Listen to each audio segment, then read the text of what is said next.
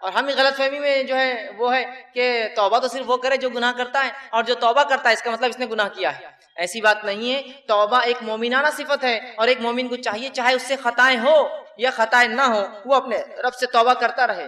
دوسری آیت میں اللہ رب العزت نے فرمایا، سورہ تحریم سورہ نمبر 66 آیت نمبر 8 میں فرمایا اور کہا یا ایھا الذین آمنوا توبوا الی اللہ توبۃ نصوحا، اے وہ لوگوں جو ایمان لائے ہو اپنے رب سے توبۃ نصوحا، سچی توبہ کرو، ایسی توبہ کرو کہ جس کے بعد پھر پلٹ کر تم گناہوں کی طرف نہ جاؤ۔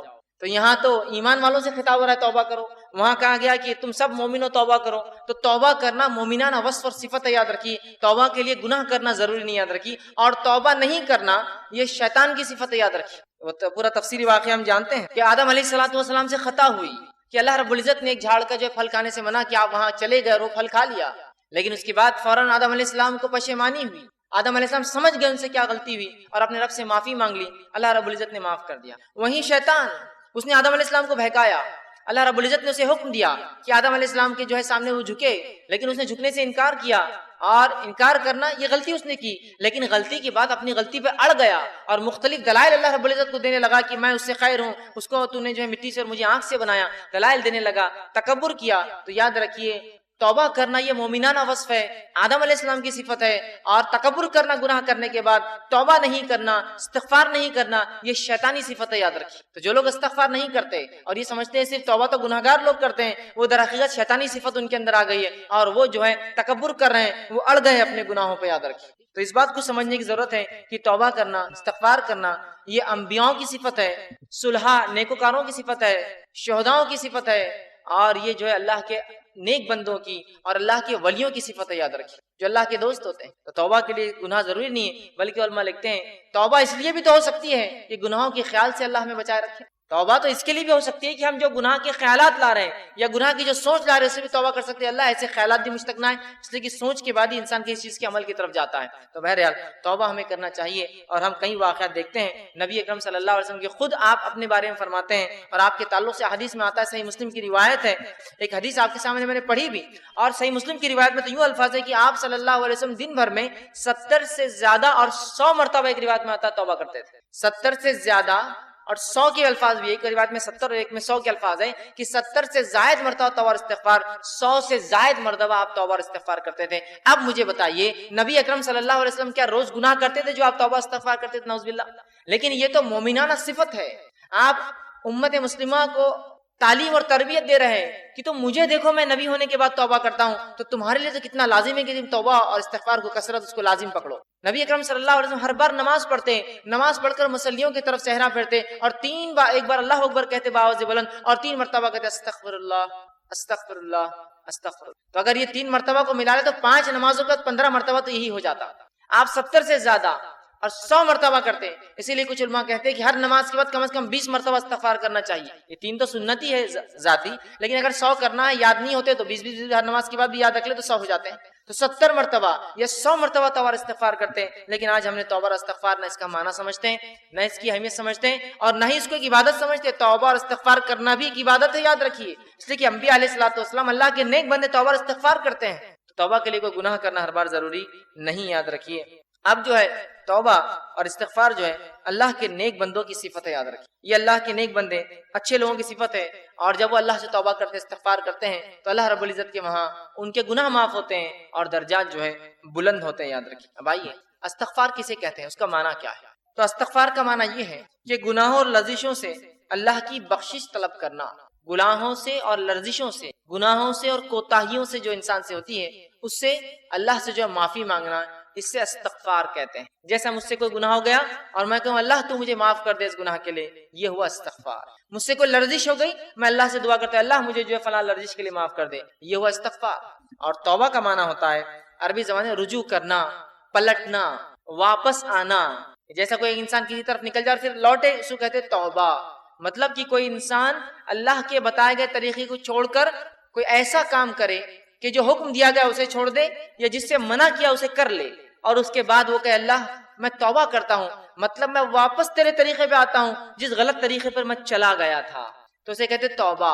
تو توبہ کا معنی ہوتا ہے پلٹنا، لوٹنا، واپس اللہ کی طرف رجوع کرنا. استغفار کا معنی ہوتا ہے اللہ سے اپنے گناہوں کی بخشش طلب کرنا. اگر دونوں کو ملا لیا جائے تو یہ معنی ہوگا کہ کوئی شخص اگر گناہ کرتا ہے، جب وہ اپنے گناہوں سے رجوع کرتا ہے، گناہوں سے پلٹتا ہے، اسے توبہ کہتے ہیں. اور جب پلٹنے کے بعد اللہ سے دعا کرتا ہے اللہ مجھے معاف کر دے، وہ استغفار ہوتا ہے. جب انسان گناہوں سے پلٹتا ہے اور رب سے دعا کرتا ہے معافی کی، تو پلٹنا توبہ ہے اور دعا کرنا معافی کی استغفار ہے.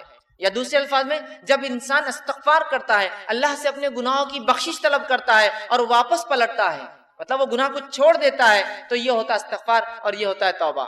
تو دونوں کا بہت گہرا تعلق ہے، یاد رکھیے، توبہ اور استغفار. اس لیے کہ جب انسان توبہ کرتا ہے، رب کی طرف پلٹتا ہے، تو اس کے لیے طریقہ استغفار کا اختیار کرتا ہے، معافی مانگتا ہے. اور جب معافی مانگتا ہے تو گناہ کو چھوڑ کر واپس لوٹ آتا ہے اپنے رب کے راستے کی طرف، رجوع کر لیتا ہے. تو توبہ اور استغفار یہ ہے کہ گناہ کرنے کے بعد واپس پلٹنا اور واپس پلٹ کے اپنے گناہوں کی معافی مانگنا. پلٹنا واپس توبہ اور معافی مانگنا ہے استغفار. تو جب دونوں ساتھ اس آئے تو اس کا معنی انسان نے واپس رجوع کیا اپنے گناہ سے اور رب سے معافی بھی اس نے مانگ لیا. یہ معنی ہوگا دونوں جب ایک ساتھ استعمال ہوں گے. اب آئیے، توبہ کرنے والوں کی، استغفار کرنے والوں کی 3 قسمیں ہوتی ہیں جو قرآن سے ہمیں پتہ چلتی ہے. پہلی قسم وہ ہے جو وہ شخص ہوتے ہیں، جو وہ لوگ ہوتے ہیں جو عذاب الہی سے ڈر کر توبہ کرتے ہیں. پہلی قسم ان لوگوں کی ہے جو عذاب الہی سے ڈر کر توبہ کرتے ہیں، کہ جو اللہ کا عذاب ہے، جہنم کی جو وعید سنائی جاتی ہے اور قرآن حدیث میں جو مختلف عذابات دنیا اور آخرت کے آتے ہیں جب انسان گناہوں میں جاتا ہے، تو جو انسان اللہ کے عذاب سے ڈر کر توبہ کرتا ہے اسے صاحب توبہ کہتے ہیں. مطلب وہ شخص توبہ کا حامل ہے، صاحب توبہ ہے. اور یہ مومنوں کی صفت ہے. یاد رکھیں، توبہ کرنا کس کی صفت ہے؟ مومنوں کی صفت ہے. توبہ کرنا گنہگاروں کی صفت نہیں ہے. گناہگار تو گناہ پہ اڑ جاتا ہے، اس کو اسی لیے تو گناہگار کہا جاتا ہے. مومن گناہوں پہ اڑتا نہیں، توبہ کرتا ہے، اس لیے تو مومن کہلاتا ہے. تو توبہ مومنوں کی صفت ہے، یاد رکھیے. اور پہلا وہ شخص ہے، توبہ کی جو پہلی قسم ہے کہ انسان اللہ سے توبہ کرے گناہوں اور عذاب کے ڈر سے کہ اللہ عذاب دینے والا ہے. اور یہ مومنانہ صفت ہے. اس کے تعلق سے سورہ نور اللہ نے فرمایا اور کہا وَتُوبُوا إِلَى اللَّهِ جَمِيعًا أَيُّهَا الْمُؤْمِنُونَ، اے مومنو تم سب کے سب اللہ سے توبہ کرو. تو یہاں پتہ چلا توبہ کس کی صفت ہے؟ مومنوں کی صفت، کہ جو اللہ کے عذاب سے ڈر کر توبہ کرتے ہیں. دوسری صفت ہے توبہ کی، دوسرے لوگ وہ ہے جو توبہ کرتے ہیں. توبہ کی دوسری قسم وہ لوگ ہیں جو ثواب اور لالچ کے لیے توبہ کرتے ہیں، کہ توبہ کرنے سے ثواب ملے گا، ہے نا، اور وہ ثواب کی لالچ اور حرص میں توبہ کرتے ہیں. اور یہ صفت صالحین اور اللہ کے جو ولی ہوتے ہیں، نیک صفت لوگ ہوتے ہیں، ان کی صفت. یہ توبہ گناہ کی بنیاد پر، یہ اللہ کے عذاب سے ڈر کر نہیں کرتے ہیں. یہ توبہ اس لیے کرتے ہیں کہ ان کو لالچ ہوتی ہے کہ توبہ کرنے کی وجہ سے اللہ ہمارے درجات کو بلند کریں گا، اللہ اس کا اجر دیں گا نا، چونکہ انسان توبہ کر رہا ہے کنٹینیو، تو وہ لالچ میں توبہ کرتے ہیں. اور یہ صفت جو ہوتی ہے یہ اللہ کے مقرب بندوں کی، صالحین کی اور اللہ کے ولی صفت لوگوں کی ہوتی ہے. اور اللہ رب العزت نے سورہ قاف سورہ نمبر 50 کی آیت نمبر 33 سے فرمایا اور کہا وَجَاءَ بِقَلْبٍ مُنِيبٍ. اور ایسے لوگوں کو یاد رکھیے جو ہے انابت کہتے ہیں. اور اللہ نے کہا وَجَاءَ بِقَلْبٍ مُنِيبٍ، اور جو رجوع کر لائے، رجوع کرنے والا دل لے کر آئے، ایک ایسا دل لے کر آئے جو منیب ہو، انابت والا ہو، اپنے رب کی طرف رجوع کرتا ہو، اس لالچ میں کہ اس کا رب اس میں گناہ کی وجہ سے نہیں ثواب دیں گا. ٹھیک، تو یہاں کا وہ شخص جو اللہ کے پاس لائے ایک رجوع کرنے والا دل، یہ صالحین اور اللہ کے مقرب بندوں کی صفت. تیسری قسم توبہ کی وہی ہے جو لوگ کرتے ہیں، وہ لوگ ہیں جو محض اللہ کی اطاعت میں توبہ کرتے ہیں، گناہ بھی نہیں کرتے، لالچ میں بھی نہیں، اللہ کی اطاعت میں توبہ کرتے ہیں. جن کے اندر انبیاء اور مرسلین ہیں، اللہ کے نبی اور رسول ہے، جو گناہ بھی نہیں کرتے ہیں، عذاب کے ڈر سے نہیں بھی کرتے ہیں، بلکہ وہ جو لوگ ہوتے ہیں وہ اس لیے توبہ کرتے ہیں کہ اللہ کی اطاعت ہے، اللہ نے حکم دیا توبہ کا، اس لیے ہم توبہ کر رہے ہیں. اور یہ اللہ کے انبیاء کی اور جو ہے مرسلین جس کو کہیں رسولوں کی جو ہے صفت ہے. اور اس کو جو ہے اوبا کہتے ہیں، اوبا کہتے ہیں عربی میں، جس کے تعلق سے قرآن نے فرمایا سورہ صاد کہ وہ جو ہے نہ گناہ کرتے ہیں نہ ثواب کی لالچ، بس اللہ کی اطاعت میں، کہ اللہ نے حکم دیا توبہ استغفار کا، وہ کثرت سے توبہ استغفار کرتے تھے. جیسے خود نبی اکرم صلی اللہ علیہ وسلم کی صفت میں نے آپ کے سامنے رکھی، آپ 70 سے زائد یا 100 مرتبہ تک ہر روز جو ہے توبہ کرتے تھے. اب آئیے توبہ اور استغفار جو ہے ہم کوشش کریں کہ جو ہے ہم اپنے اوپر جو ہے لازم کر لے، یاد رکھیں. اور توبہ اور استغفار جو ہے 2 شکلوں کے اندر ہم پر لازم آتا ہے، واجب آتا ہے. دیکھیے، اطاعت میں توبہ کرنا، فرما برداری میں توبہ کرنا، ثواب کی لالچ سے توبہ کرنا، یہ تو اچھی بات ہے. لیکن 2 مقامات ایسے ہوتے ہیں جہاں توبہ اور استغفار کرنا واجب ہے، ضروری ہو جاتا ہے. ہمارے حال تو یہ ہے جہاں واجب ہے وہاں بھی نہیں کرتے، اور جہاں لالچ ہونا چاہیے وہاں بھی نہیں کرتے، نہ کہیں اور کرتے ہیں. 2 شکلوں میں واجب ہے، کمپلسری ہے، فرض ہے. وہ 2 شکلیں کون سی ہے؟ پہلا، جب بندہ ایسا کوئی کام نہیں کرتا ہے جس کے کرنے کا حکم اس کے رب نے دیا ہے تو توبہ اس پر واجب آ جاتی ہے. نماز پڑھو، روزہ رکھو، زکوٰۃ دو، حج کرو، اچھائی کا حکم دو، برائی سے روکو، پڑوسی سے اچھا سلوک کرو، رشتوں کو نبھاؤ، مسکینوں کا حق ادا کرو، یتیموں کا حق ادا کرو، مسافروں کا حق ادا کرو، یہ تمام چیزیں. تو جب کوئی حکم شریعت دیتی ہے، انسان وہ حکم کو بجا نہیں لاتا تو اس پر توبہ واجب ہو جاتی ہے، استغفار واجب ہو جاتا ہے. اور دوسری شکل جس میں توبہ اور استغفار واجب ہو جاتی ہے ایک شخص پر، وہ دوسری شکل تب ہوتی ہے جب انسان شریعت کے اس عمل کو کر گزرتا ہے جس عمل سے شریعت نے روکا ہے. شراب مت پیو، زنا مت کرو، برے کام مت کرو، بد کلامی مت کرو، جھوٹ مت بولو، چوری مت کرو، ہے نا. تو یہ گناہ والی چیزیں. تو دو شکلوں میں ہم پر توبہ اور استغفار واجب ہے. پہلا، ویسے کرنا تو اطاعت میں اور لالچ میں چاہیے ہم نے ہمیشہ، چاہے گناہ ہو نہ ہو، لیکن دو جگہ تو واجب ہے. پہلا، جب جو چیز کا شریعت نے کرنے کا حکم ہم سے چک جائے تو توبہ اور استغفار واجب ہے، اور جب اس چیز کو کر گزرے جس سے روکا ہے تب بھی ہم پر توبہ اور استغفار واجب ہے. یاد رکھیے یہ دو شکلوں میں توبہ اور استغفار مجھ پر اور آپ پر اور ہم انسانوں پر واجب اور ضروری. لیکن آج ہم دیکھتے ہیں توبہ کا معاملہ جو کچھ ہے بس وہ اتنا ہے، اور اس کے طریقے بھی ہم نہیں جانتے کہ بس ایک انسان نماز پڑھتا ہے، نماز پڑھنے کے بعد اگر مسجد میں تو پہلے ادھر دیکھتا ہے سیدھی طرف، پھر الٹی طرف دیکھتا ہے، اور جب وہ دیکھتا ہے کوئی نہیں دیکھ رہا ہے تو فوراً اپنے دونوں ہاتھ اٹھاتا اور توبہ توبہ توبہ توبہ بول کے دونوں ہاتھوں کو جو ہے ادھر اور ادھر ادھر ادھر کر کے فوراً بیٹھ جاتا ہے. اور یہ بھی توبہ کا جو طریقہ اس نے اختیار کیا ہے وہ بھی پہلے دیکھتا ہے کوئی دیکھ تو نہیں رہا، اور اگر توبہ توبہ کے بیچ میں کوئی دیکھ لے تو وہیں رک جاتا ہو، گال کو تھوڑا مل کے ہاتھ نیچے کر لیتا. مطلب میں گناہگار تھوڑی ہوں جو میں توبہ کر رہا ہوں. ایک تو طریقہ غلط، اور اس پر جیسے کہ لوگ دیکھ لیں گے کہ توبہ کر رہا ہے مطلب گناہ کر کے آئے تو فوراً گناہگار تھوڑی ہوں میں. تو نہ توبہ واجب پر ہم کر رہے جب ضروری ہے، نہ توبہ ہم اطاعت میں کر رہے کہ ہمارے نبی توبہ روز کرتے تھے، استغفار کرتے تھے. اتباع میں بھی نہیں ہے، لالچ میں بھی نہیں ہے، خوف سے بھی نہیں ہے، نہ واجب چیزوں پر ہے جہاں ضروری ہے توبہ استغفار کرنا. اور جو کچھ ہے بس وہ توبہ والا ہے جو بچوں کو پنشمنٹ کے طور پر، سزا کے طور پر بولا جاتا ہے کہ چلو چیکس کو ہاتھ لگاؤ، گالوں کو ہاتھ لگاؤ اور توبہ توبہ، اور پتہ نہیں بس اسی کو ہم سمجھتے توبہ ہے. اور انسان بس دعا کیا، تھوڑا ہاتھوں کو یوں کرا، اور میں نے دیکھا لوگ پھر وہ ہاتھ پھیرتے اور اٹھ کر چلے جاتے ہیں. جو کچھ ہے بس وہ اس حد تک ہے اور اس لمٹ میں. یاد رکھیے ہمیں چاہیے کہ ہم کثرت سے توبہ اور استغفار، کثرت سے اپنے زندگی کا جو ہے اس کو معمول بنا لیں.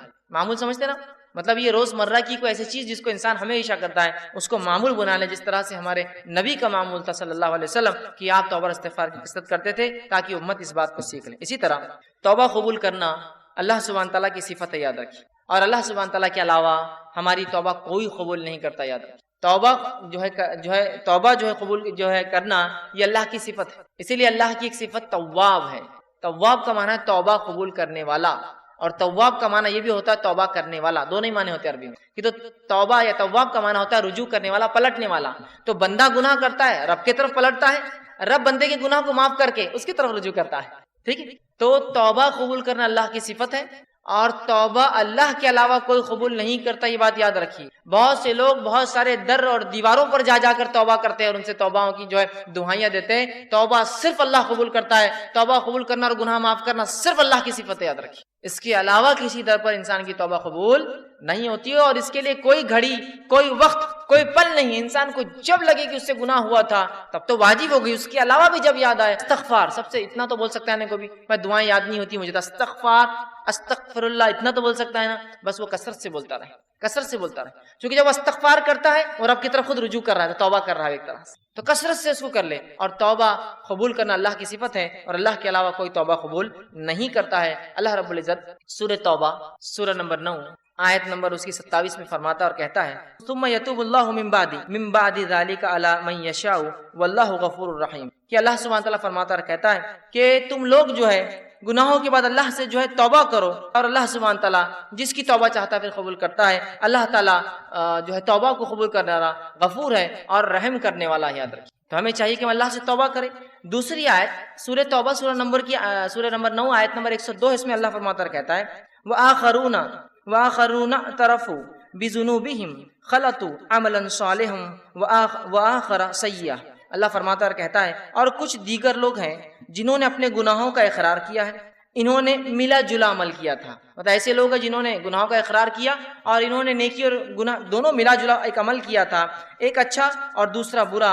امید ہے کہ اللہ ان کی توبہ قبول فرمائے گا، یقین اللہ بہت بخشنے والا اور رحم کرنے والا ہے۔ تو جب انسان سے کوئی عمل ہوتا ہے جس میں اچھائی اور برائی انسان دونوں کرتا ہے، نیکی اور بدی دونوں کرتا ہے، تو رب کی طرف وہ رجوع کرے، رب سے وہ توبہ کرے، اور رب انشاءاللہ عزیز اللہ کو ہم توبہ قبول کرنے والا اور معاف کرنے والا ضرور پائیں گے۔ اسی طرح سے سورہ توبہ سورہ نمبر 9 کی آیت نمبر 104 میں اللہ نے فرما رکھا، الم یعلم ان اللہ هو يقبل التوبۃ عن عباده ويأخذ الصدقات وان اللہ هو التواب الرحیم، کہ اللہ سبحانہ وتعالی فرماتا ہے الم یعلم، کہ اس بات کا تم علم حاصل کر لو، اس بات کو تم جان لو کہ وہ اللہ ہی ہے جو تمہاری توباؤں کو قبول کرتا ہے اور تم سے صدقات کو قبول کرتا ہے، اور اللہ تعالیٰ جو ہے بہت توبہ قبول کرنے والا اور بہت رحم کرنے والا ہے۔ تو اللہ ہی جو توبہ قبول کرتا ہے، اللہ ہی ہمارے صدقات کو قبول کرتا ہے، اور اللہ توبہ قبول کرنے والا اور اپنے بندوں پر جو ہے رحم کرنے والا ہے، یاد رکھیں۔ اسی طرح ہم دیکھتے ہیں توبہ اور استغفار اتنی اہم چیز ہے کہ انبیاء علیہ الصلاۃ والسلام نے اپنی قوموں کو توبہ اور استغفار کی دعوت دی۔ اندازہ لگائیے کیا اہمیت ہے اس توبہ اور استغفار کی، کہ انبیاء علیہ الصلاۃ والسلام نے اپنی قوموں کو توبہ اور استغفار کی دعوت دی۔ آئیے کچھ نبیوں کی دعوت آپ کے سامنے رکھتا ہوں۔ پہلا واقعہ سورہ ہود سورہ نمبر 11 اس کی آیت نمبر 52 میں ہے، جو ہود علیہ الصلاۃ والسلام نے اپنی قوم کو دعوت دی۔ کس چیز کی دعوت دی؟ توبہ اور استغفار کی۔ اللہ رب العزت نے فرمایا اور کہا وَيَا قَوْمِ، اور ہود علیہ السلام نے اپنی قوم سے کہا وَيَا قَوْمِ اسْتَغْفِرُوا رَبَّكُمْ ثُمَّ تُوبُوا إِلَيْهِ، کہ ہود علیہ السلام نے اپنی قوم کو، اے میری قوم اللہ سے استغفار کرو، اپنے گناہوں سے جو ہے معافی مانگو، اپنے گناہوں کے لیے رب سے بخشش کرو، ربکم ثم توبوا الیہ، اور اس کی طرف رجوع کرو، یرسل السماء علیکم مدرارا۔ تو اگر تم ایسا کرو گے کہ گناہوں سے معافی مانگو گے، بخشش طلب کرو گے، رجوع کرو گے، تو تم دیکھو گے کہ اس بخشش کے تحت، اس بخشش طلب کی وجہ سے اور رجوع کرنے کی وجہ سے اللہ سبحانہ تعالیٰ تمہارے لیے آسمان سے موسلا دھار بارش برسائیں گا جو نفع بخش ہوتی ہے۔ پھر فرمایا مدرارا وَيَزِدْكُمْ قُوَّةً إِلَىٰ قُوَّتِكُمْ وَلَا تَتَوَلَّوْا مُجْرِمِينَ، اور تمہیں قوت پر قوت عطا کریں گا، اور یقیناً خبردار توبہ کو انکار کر کے، استغفار کا انکار کر کے، اپنے گناہوں سے بخشش طلب نہ کر کے مجرموں میں شامل نہ ہو جانا۔ تو یہاں ہود علیہ الصلوۃ والسلام اپنی قوم کو دعوت دے رہے ہیں، اور قوم کو دعوت دے کر بتا رہے ہیں توبہ کے بارے میں، اور کہہ رہے ہیں اے میری قوم توبہ کرو، استغفار کرو، رب کی طرف رجوع کرو، تو تم پاؤں گے کہ تمہیں اللہ رب العزت آسمان سے بارش برسائیں گا اور قوت میں اضافہ دیں گا، تمہاری زیادتی کر دیں گا، تم پہ قوت پر قوت عطا فرمائیں گا، اور جو ہے اگر ایسا نہ کیا تو تم مجرم بن جاؤ گے، ایک مجرم قوم میں شامل ہو جاؤ گا۔ تو یہاں ہود علیہ الصلوۃ والسلام اپنی قوم کو دعوت دے رہے ہیں، توبہ کی دعوت دے رہے ہیں، استغفار کی دعوت دے رہے ہیں، اور توبہ اور استغفار نہ کرنے سے مجرم بننے کے بارے میں جو ہے بتا رہے ہیں۔ اسی طرح ہم دیکھتے ہیں سورہ ہود ہی میں سورہ نمبر 11 آیت نمبر 61 میں صالح علیہ الصلوۃ والسلام کی دعوت کا تذکرہ قرآن نے کیا۔ آپ کی دعوت کے بارے میں قرآن کہتا ہے اور بتاتا ہے، جو سورہ ہود سورہ نمبر 11 آیت نمبر 61 میں اللہ نے فرمایا وَأَنشَأَكُم مِّنَ الْأَرْضِ وَاسْتَعْمَرَكُم فِيهَا وَاسْتَغْفِرُوا ثُمَّ تُوبُوا إِلَيْهِ۔ اللہ رب العزت فرماتا ہے صالح علیہ السلام اپنی قوم کو دعوت دے اور کہہ رہے ہیں وَأَنشَأَكُم مِّنَ الْأَرْضِ، کہ وہ کہہ رہے ہیں اسی نے تمہیں زمین میں پیدا کیا، وَاسْتَعْمَرَ، اور تمہیں پھر جو ہے اس زمین کے اوپر آباد کر دیا اور بسا دیا، اور پھر فرماتے ہیں اس سے بخشش مانگو اور اس کے آگے توبہ کرو۔ وہ کہتے ہیں کہ فیہا واستغفروا، کہ تم اس سے استغفار کرو، ثم توبوا الیہ، اور اے میری قوم اللہ کی طرف رجوع کرو، لوٹو۔ تو یہاں ہم دیکھ رہے ہیں صالح علیہ الصلوۃ والسلام نے اپنی قوم کو دعوت دی اور اللہ کی طرف رجوع کرنے کا، توبہ کرنے کا حکم دیا۔ آئیے آگے بڑھتے ہیں۔ شعیب علیہ الصلوۃ والسلام کے بارے میں اللہ نے فرمایا سورہ ہود ہی میں سورہ نمبر 11 آیت نمبر 90 میں، اور کہا وَاسْتَغْفِرُوا رَبَّكُمْ ثُمَّ تُوبُوا إِلَيْهِ، کہ پھر شعیب علیہ السلام نے اپنی قوم کو دعوت دی اور کہا اے میری قوم اللہ سے استغفار کرو، اپنے گناہوں کی بخشش طلب کرو اور اس کی طرف رجوع کرو، اس کی طرف پلٹ آؤ، اپنے گناہوں سے جو ہے معافی مانگو۔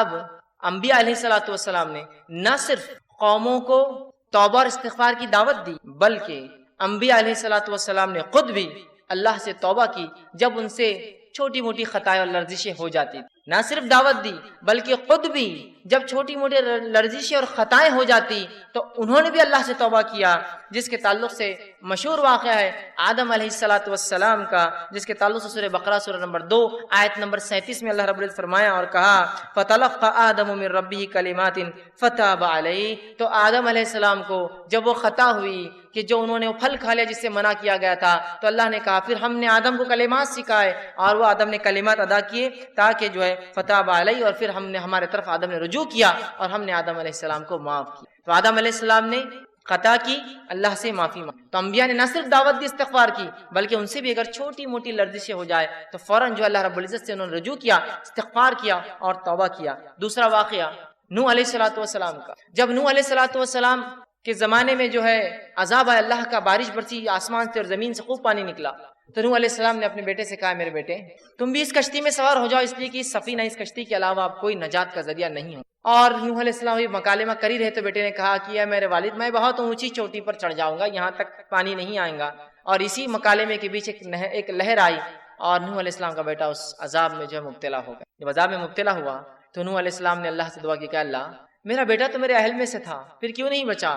تو نوح علیہ السلام کی اس بات پہ اللہ رب العزت ناراض ہوا کہ نوح علیہ السلام نے ایسے کیسے سوال کر دیا اللہ سے، اللہ بہتر جانتا تھا۔ تو اللہ نے جواب دیا اور نوح سے کہا، سنی واقعے کو، سورہ ہود سورہ نمبر 11 آیت نمبر 47 میں اللہ نے فرمایا قال ربی انی اعوذ بک ان اسالک ما لیس لی بہ علم، کہ نوح علیہ السلام نے جب یہ بات کہہ دی اللہ ناراض ہوا، تو فوراً نوح علیہ السلام نے اللہ سے گزارش کی دعا کی، کہا قال ربی انی اعوذ، اے اللہ میں تیری پناہ میں آتا ہوں، ان اسالک ما لیس بہ علم، کہ ایسا میں نے تجھ سے سوال کر لیا جس کے بارے میں مجھے علم نہیں تھا، تو بہتر جانتا تھا کہ تو نے کیوں کیا میرے بیٹے کے ساتھ، لیکن نوح علیہ السلام چونکہ سوال کر گزرے تھے تو فوراً جیسی اللہ کی ناراضگی کا علم ہوا کہ اللہ میں تجھ میں پناہ مانگتا ہوں کہ میں نے ایسا سوال تجھ سے کیا جس کے بارے میں اللہ مجھے علم نہیں تھا۔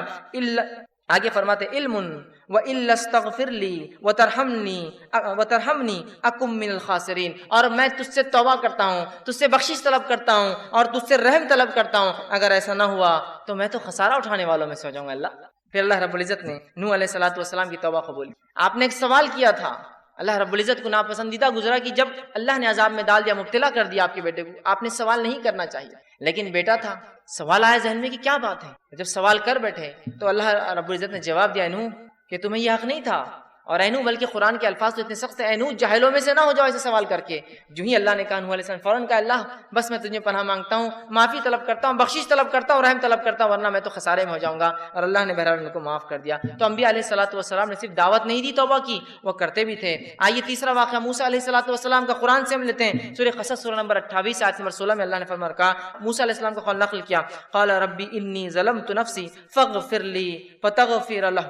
اللہ فرماتا ہے کہ جب موسیٰ علیہ السلام نے دو لوگوں کو لڑتے ہوئے دیکھا، ایک مصری قبطی تھا اور دوسرا اپنی قوم کا بنی اسرائیل سے تھا، دونوں لڑ رہے تھے، جو ہے موسیٰ علیہ السلام نے دونوں کو روکنے کی کوشش کی۔ جب وہ قبطی نے جو رکنے کا ارادہ نہ دکھایا تو موسیٰ علیہ السلام نے اس نیت سے نہیں کہ اسے مارے، اس نیت سے کہ ڈیفنس اس کو دور کرے، اس کو ایک مکہ مارا، وہ مکہ اتنے زور سے اسے لگا جا کر، اور انبیاء علیہ السلام بہت مکمل انسان ہوتے ہیں، بہت طاقتور انسان ہوتے ہیں، جب وہ مکہ اسے پڑا تو وہ تاب نہ لا سکا اور اسی جگہ وہ مر گیا۔ ان کا انٹینشن بالکل نہیں تھا کسی کو قتل کرنے کا، لیکن جب اسے پڑا وہ مر گیا۔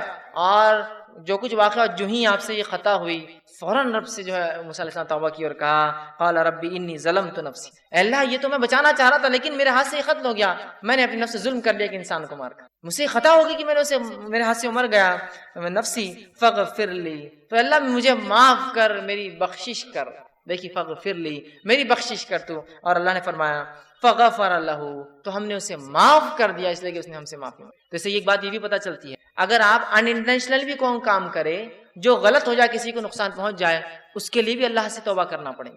ان انٹینشنلی آپ کا مقصد نہیں تھا، کسی کو آپ ہٹا رہے تھے، بھائی صاحب تھوڑا ہٹ جائیے، وہ گر گیا، ضرور اللہ سے معافی مانگی، اللہ میرا ارادہ نہیں تھا لیکن پھر بھی وہ گر گیا، سمجھ رہے آپ، ان انٹینشنل تھا۔ موسیٰ علیہ السلام تو صرف ڈیفنس بچا رہے تھے، الگ کر رہے تھے دو لوگوں کو، اور اس میں روکنا چاہتے تھے صرف روکنے میں، لیکن اس انسان کو اتنا بھاری پڑا وہ مکہ کی تو فوراً توبہ کی اور اللہ نے ان کی توبہ کو قبول کیا۔ تو ہم دیکھ رہے ہیں جو ہے انبیاء علیہ السلام نہ صرف توبہ کی دعوت دیتے بلکہ توبہ کیا بھی۔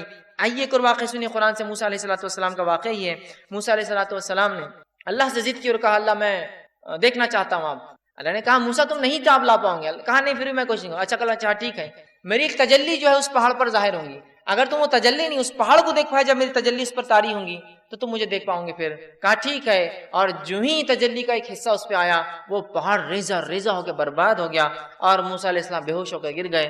جب ہوش میں آئے تو اللہ نے واقعہ بیان کیا سورہ اعراف سورہ نمبر 7 کی آیت نمبر 143 میں، اور آپ نے موسیٰ علیہ السلام اللہ سے دعا کی اور کہا فلما افاقا، جب رفاقہ ہوا ہوش میں آئے تو فوراً کہا افاقا قال سبحانک تبت الیک وَأَنَا أَوَّلُ الْمُؤْمِنِينَ، اے اللہ میں تیری طرف رجوع کرتا ہوں، تجھ سے توبہ کرتا ہوں کہ میں نے ایک ایسا تجھ سے جو ڈیمانڈ کر لیا، سوال کر لیا جو نہیں کرنا چاہیے تھا، اور میں سب سے پہلے ایمان لانے والوں میں سے ہوں، میں سب سے پہلے ایمان لانے والوں سے ہوں۔ تو یہاں آپ دیکھ رہے ہیں، ہم دیکھ رہے ہیں کہ موسیٰ علیہ السلام نے بھی اللہ رب العزت سے توبہ کی، استغفار کیا۔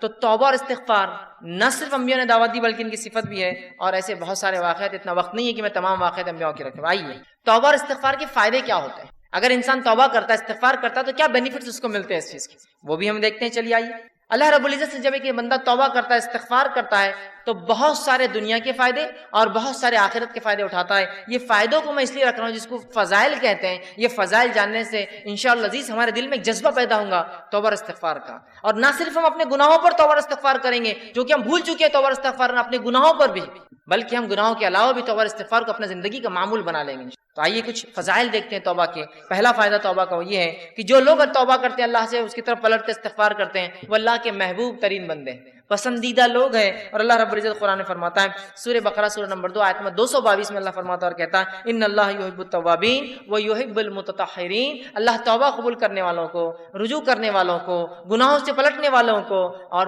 پاکیزہ رہنے والوں کو، صاف ستھرے رہنے والوں کو پسند کرتا ہے۔ تو توبہ کرنے کا پہلا فائدہ، اللہ کی محبت انسان کو حاصل ہوتی ہے اور اس کے محبوب بندوں میں اس کا شمار ہوتا ہے، اس لیے کہ اللہ محبوب کو رکھتا ہے، پسند کرتا ہے توبہ کرنے والوں۔ دوسرا فائدہ توبہ کرنے کا جو کہ انسان کو ملتا ہے وہ کیا ہے؟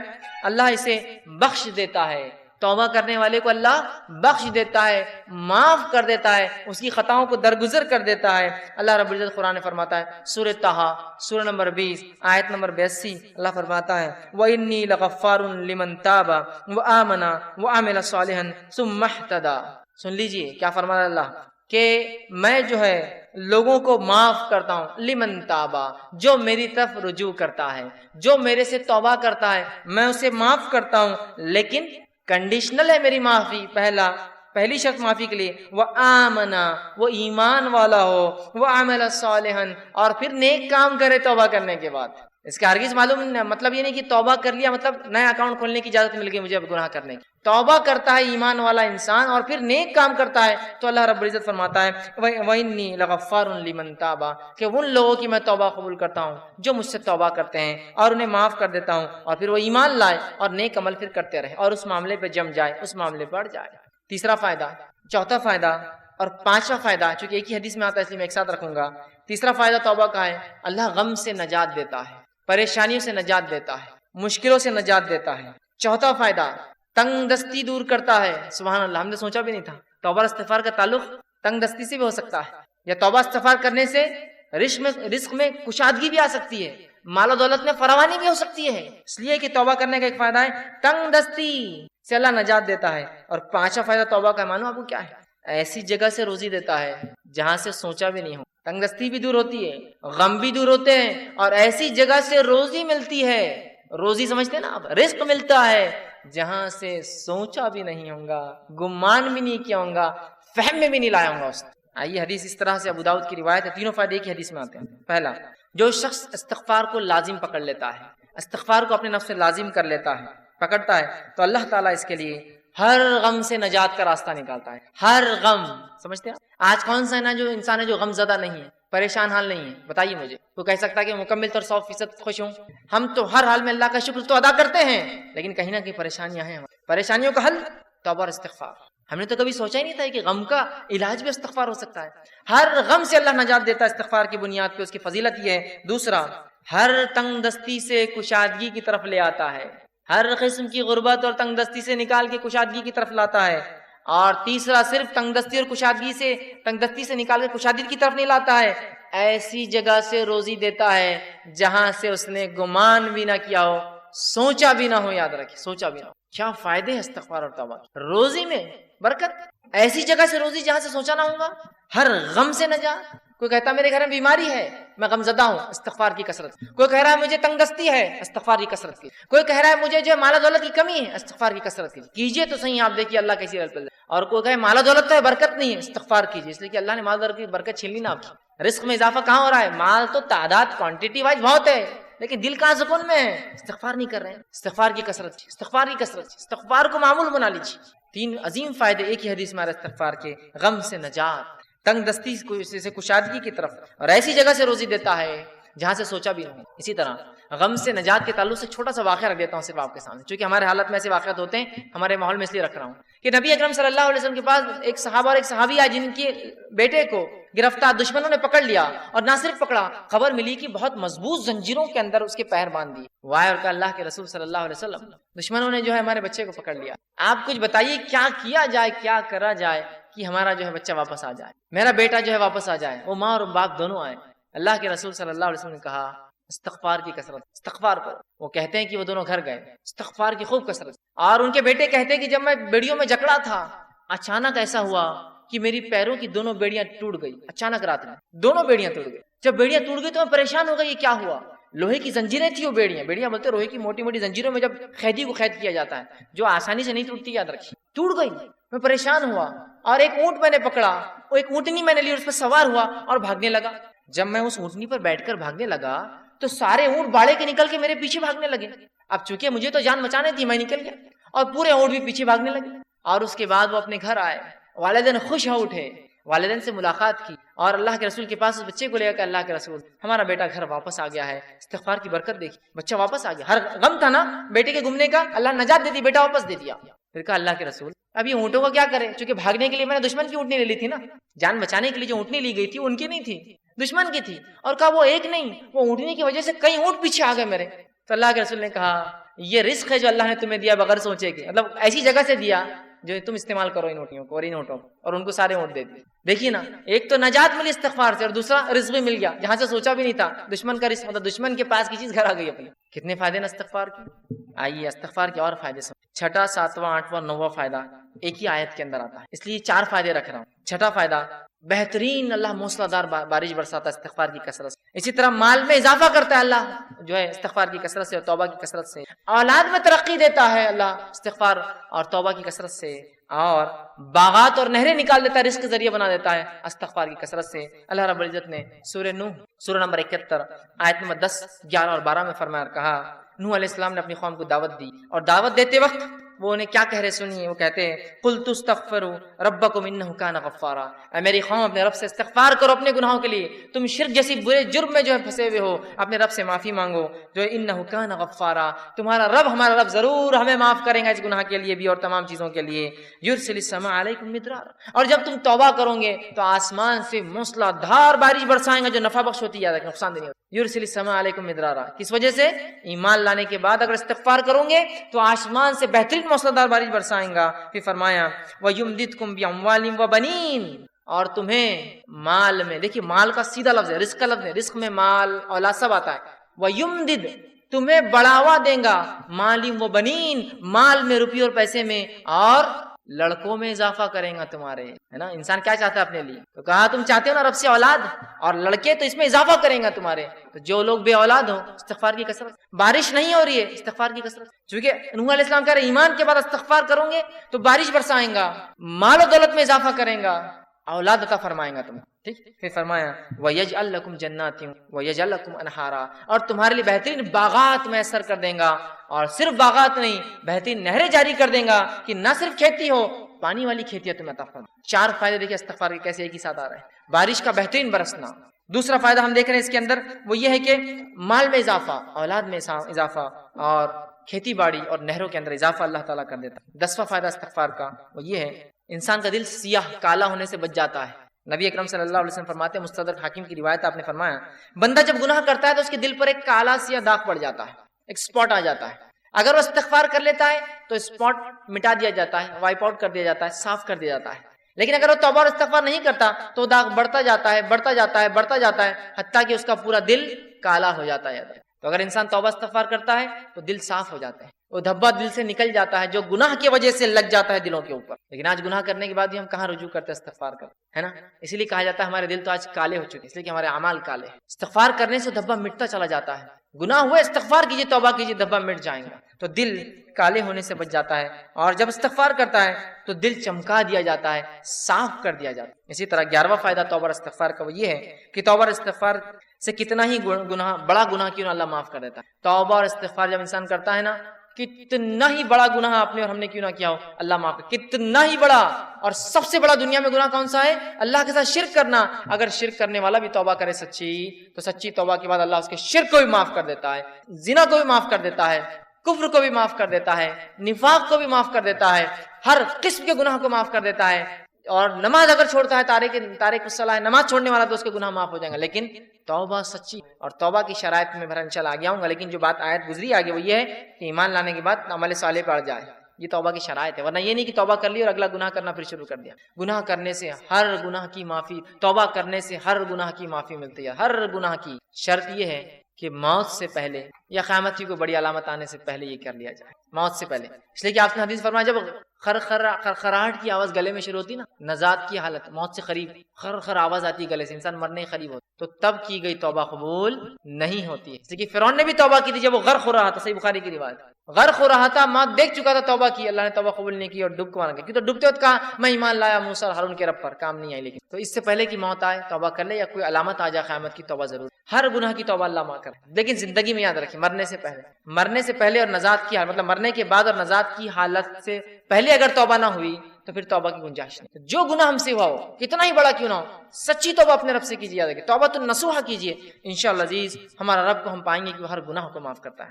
آئیے 12واں فائدہ، سچی توبہ کرنے سے ایک ایسا عظیم فائدہ ہے، سچی توبہ کرنے سے اللہ گناہوں کو بھی نیکی میں تبدیل کر دیتا ہے۔ سبحان اللہ، ایسا کہیں ہوتا ہے کیا؟ کسی کا آپ نے نقصان کیا، نقصان کرنے کے بعد معافی مانگی اور اس نے اتنے نقصان کے بدلے آپ کو کچھ عطا کر دیا۔ ہوتا یہ کہ معافی دے دے تو بڑی بات ہے، نہیں تو چیز بھر کی بھی دینا پڑتی، معافی مانگنا پڑتی ہے، زندگی بھر کی دشمنی بھی رہتی۔ باقی گناہوں کو نیکی میں تبدیل کرنے اگر توبہ سچی ہو تو نبی اکرم صلی اللہ علیہ وسلم کے پاس ایک ایسا قبیلہ آیا عرب کا جو لوٹ مار کرتا تھا، راستوں مسافروں کو لوٹتا تھا، اور وہی ان کی انکم کا ذریعہ تھا، خون قرابہ، قتل، غارت گری، شرک اور کفر اور لوٹ مار۔ وائے کہ اللہ کے رسول، کیا ہماری توبہ ہے؟ مطلب ہم اگر توبہ کرنا چاہتے ہیں کہ ہماری توبہ ہے، جو اتنے گناہ ہم زندگی میں کر چکے ہیں، اور آج کون سا ایسا انسان ہے دنیا میں جو معافی نہیں چاہتا اپنے گناہوں کے لیے؟ راستہ یہ ہے معافی کا، راستہ یہ ہے معافی۔ ہر انسان چاہتا ہے اسے گناہ معاف ہو، ہر انسان ریپینٹ کرنا چاہتا ہے، توبہ کرنا چاہتا ہے، استغفار کرنا چاہتا ہے اپنے رب، یہ ہے طریقہ توبہ۔ تو کہا ہماری کوئی توبہ ہے؟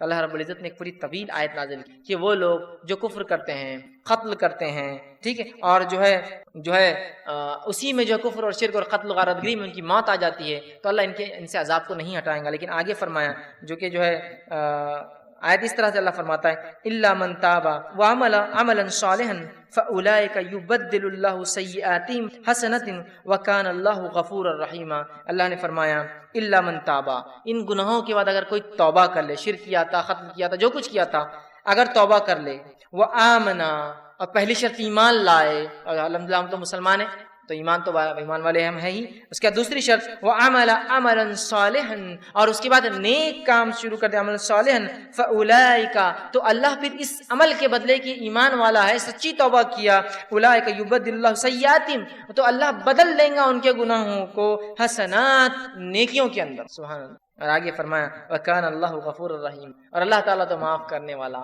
اور رحم کرنے والا۔ تو گناہ بھی نیکی میں تبدیل ہو سکتے ہیں اگر سچی توبہ انسان کی۔ اسی طرح ابن ماجہ کی روایت ہے، آپ صلی اللہ علیہ وسلم فرماتے کہتے ہیں اگر تم اس قدر گناہ کرو کہ تمہارے گناہ آسمان تک پہنچ جائے، لیکن ان حدیثوں کو بالکل رائٹ کانٹیکسٹ میں لیجیے، بالکل صحیح معنوں میں لیجیے، یہ حدیث سے دلیل نہیں ہے گناہ کرنے کی، جو ہو جاتے اس کی معافی کی دلیل، رائٹ کانٹیکسٹ۔ تو اللہ کے رسول فرماتے ہیں کہ اگر تمہارے گناہ آسمانوں تک بھی اگر چھوں گے، ٹھیک ہے، اگر تم اس قدر گناہ کرو کہ تمہارے گناہ آسمانوں تک پہنچ جائیں گے، پھر تم توبہ کر لو تو اللہ تمہاری توبہ کو قبول کریں گا۔ اگر کسی انسان نے ایسے بھی گناہ کیے ہو جو آسمانوں تک چھو رہے جا کر، لیکن وہ اللہ کی ذات سے ان گناہوں پہ کبھی نا امید نہ ہو، یاد رکھیے، بلکہ اگر سچی توبہ کرتا ہے تو انشاءاللہ عزیز اپنے رب کو وہ توبہ قبول کرنے والا اور معاف کرنے والا ضرور پائیں گا، یاد رکھیے، لیکن توبہ سچی ہو، اس کے شرائط کے ساتھ، یاد رکھیے۔ چلیے آئیے آگے 13واں فائدہ جو ہم توبہ کا فائدہ اٹھاتے ہیں اور جو ہے استغفار کا، آدمی سچی توبہ کی وجہ سے جنت کا مستحق بن جاتا ہے، سچی توبہ کی وجہ سے جنت کا مستحق بن جاتا ہے۔ اللہ رب العزت نے سورۃ تحریم سورہ نمبر 66 آیت نمبر 8 میں فرمایا یا ایھا الذین آمنوا توبوا الی اللہ توبۃ النصوح، اے وہ لوگوں جو ایمان لائے ہو اللہ سے سچی توبہ کرو، سچا رجوع کرو، سچے ڈھنگ سے اس کی طرف پلٹو اور گناہوں سے اپنی معافی مانگو۔ تو نصوحا عسیٰ ربکم ان یکفر عنکم سیئاتکم، تو ہو سکتا ہے تمہارا رب پھر تم سے تمہارے گناہوں کی مغفرت کر دے، اس کا کفارہ کر دے، اسے معاف کر دے، سیئاتکم ویدخلکم جنات تجری من تحتها الانہار، اور تمہیں ایسی جنتوں میں داخل کر دے جس کے نیچے ندیاں نہریں بہتی. توبہ کرنے کا فائدہ، انسان جنت کا مستحق بن جاتا ہے. 14واں اور آخری فائدہ جو آج میں رکھوں گا توبہ کا وہ یہ ہے، جب انسان سچی توبہ کرتا ہے، سچے طور سے ندامت ہوتا ہے، توبہ کرتا ہے، تو جو ہے اللہ رب العزت جو ہے اس سے خوش ہوتا ہے. انسان جب توبہ کرتا ہے تو اللہ خوش ہوتا ہے، ناراض نہیں ہوتا. ہاں ناراض تو ان سے ہوتا ہے جو گناہ کرے اور اڑ جائے اس پر، لیکن جو توبہ کرتے ہیں اللہ خوش ہوتا ہے. حدیث کے الفاظ اس طرح سے ہیں جو توبہ کے بارے میں نبی اکرم صلی اللہ علیہ وسلم فرماتے ہیں کہ اللہ خوش ہوتا ہے، اور حدیث اس طرح سے ہے جو صحیح بخاری کی روایت ہے. آپ صلی اللہ علیہ وسلم فرماتے ہیں کہ اللہ اپنے بندے کی توبہ پر ایسا خوش ہوتا ہے، جب بندہ توبہ کرتا اللہ ایسا خوش ہوتا ہے جیسے کہ ایک شخص سفر پر نکلا ہو، مسافر ہو، سفر کر کے چل جا رہا ہو، اور ایک جگہ اپنے اونٹ کو باندھے اور لیٹ جائے ریگستان کے بیچ میں، اور جب وہ جاگے تو اس کا اونٹ چلا جائے، وہ تھوڑا نکل کر ڈھونڈتا ہے اپنے اونٹ کو، اس کا اونٹ اسے نظر نہیں آتا، تو پھر وہ واپس آتا ہے اور سوچتا ہے کہ اب ریگستان میں گھوم کے مرنے سے اچھا ہے جہاں لیٹا تھا اس چھوٹے درخت کے نیچے لیٹ جاؤں تو مجھے موت آ جائے، کیونکہ اب ریگستان میں اونٹ گھومنا مطلب موت ہے اور کوئی راستہ نہیں. وہ آ کر لیٹ جاتا ہے، اور جب لیٹ جاتا ہے تھوڑی دیر بعد دیکھتا ہے تو اس کا اونٹ پورے مال کے ساتھ جوں کا تو کھڑا ہے. ایک تو ریگستان، اس پر اکیلا مسافر، اور اس پر اونٹ کا واپس آنا، یہ بہت تعجب کی بات ہے. جو لوگ عرب ہیں وہ جانتے ہیں، جو لوگ اونٹ پالتے ہیں وہ جانتے ہیں اونٹ کبھی زندگی میں پالتو نہیں ہوتا. اس لیے حدیث میں آپ نے فرمایا قرآن جو شخص حفظ کرتا ہے اسے پکڑ کر رکھے، اس لیے کہ قرآن کا حفظ ایسے ذہن سے نکلتا ہے جیسے اونٹ مالک سے نکل کر بھاگ جاتا ہے. ایک اونٹ کو آپ 100 سال پالیے، 100 سال بعد رسی ایک بار کھلی چھوڑیے، ایسے بھاگے گا کہ کبھی واپس لوٹ کر نہیں آئے، لیکن اس کا اونٹ واپس مال کے ساتھ آ جاتا ہے. اس بڑی خوشی کی بات کر، اور وہ خوشی سے جھوم اٹھتا ہے اور کہتا ہے خوشی میں اے اللہ میں تیرا رب اور تو میرا بندہ. خوشی میں، کیونکہ اس کو سمجھتا نہیں کیا بولوں اس خوشی کے اندر، تو کہتا ہے اللہ میں تیرا رب اور تو میرا بندہ. اس آدمی سے بھی زیادہ اللہ خوش ہوتا ہے جب کوئی شخص توبہ کرتا ہے. اس آدمی سے بھی زیادہ اللہ خوش ہوتا ہے جب کوئی شخص توبہ کرتا ہے. دیکھ رہے ہیں آپ توبہ کیا فضیلت، اللہ خوش ہوتا ہے توبہ کرنے والوں سے، اور بہت ناراض اور غضبناک ہوتا ہے، عذاب نازل کرتا ہے جو گناہوں پہ گناہ کرتے ہیں. اور انسان ہونے کے ناطے کیا گناہ ہم سے نہیں ہوتے، کیا گناہ نہیں ہوتے ہماری آنکھوں سے، ہمارے ہاتھ سے، ہماری زبان سے، ہمارے کانوں سے، ہمارے جسم سے، لیکن رب سے ہم فوراً کر لیں استغفر اللہ استغفر اللہ. پتہ نہیں کیا ہو گیا، کوئی چیز نقصان پہنچ گیا، کسی جانور کو نقصان پہنچ گیا، کسی انسان کو پہنچ گیا ہوں، میں نہیں جانتا ہوں، میری گاڑی کہیں کھڑی تھی کسی کو تکلیف ہو گئی ہوں گی، استغفار کا ورد کر رہا ہوں استغفر اللہ، ہو گیا گناہ معاف. آئندہ وہ غلطی نہیں کرنا چاہیے، لیکن انون ہم کو نہیں پتا ہم سے کیا ہو رہا ہے، کتنی خطائیں غلطیاں ہو جاتی ہیں، بس ورد کرتے رہیے، اپنے ایک معمول بنا لیں ہم.